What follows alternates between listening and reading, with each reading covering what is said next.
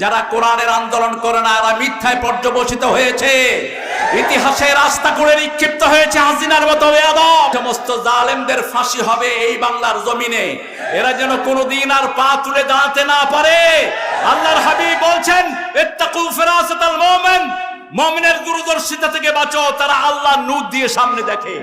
একটা কথাও এদিক সেদিক হয়নি, এক বছর আল্লাহ সময় দেয়নি, তার মধ্যেই তাদেরকে ধুয়ে মুছে আল্লাহ সাফ করে দিয়েছেন। আল্লাহ রাব্বুল আলামিন সূরা তওবা বলছেন, হে মুমিনেরা তোমরা আল্লাহকে ভয় করো, সত্যবাদীদের সাথে থাকো।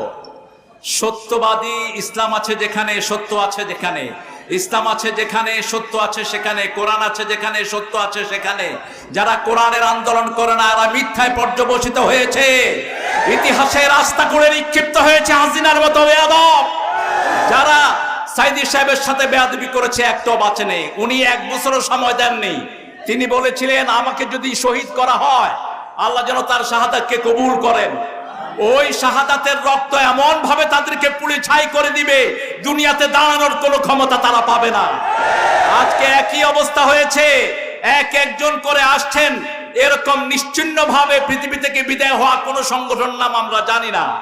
নেতাগুলো আগের রাতে হাঁটতেছিলেন বীর বিক্রমে শূন্য সামন্ত নিয়ে, পরের দিন সকালে দেখে নিজের বাচ্চাও নিজেকে আর সালাম দেয় না।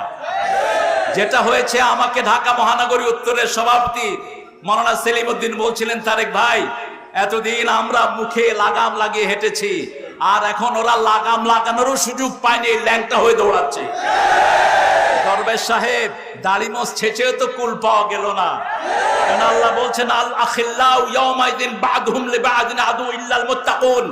শুনে রাখো দুনিয়ার মানুষ, কোন তাকওয়া ছাড়া কোনো বন্ধুত্ব হয় না। তাকওয়া আছে যেখানে, বন্ধুত্ব আছে সেখানে।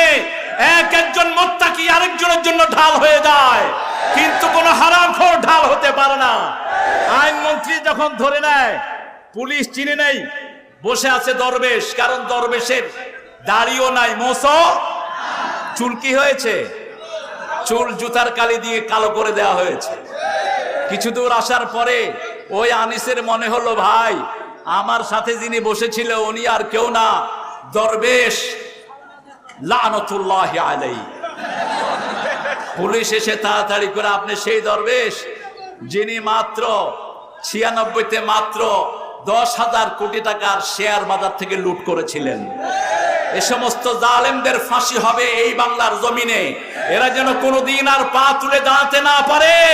আল্লাহর হাবিব বলছেন ইত্তাকু ফিরাসাতাল মুমিন, মুমিনের দূরদর্শিতা থেকে বাঁচো, তারা আল্লাহর নূর দিয়ে সামনে দেখে।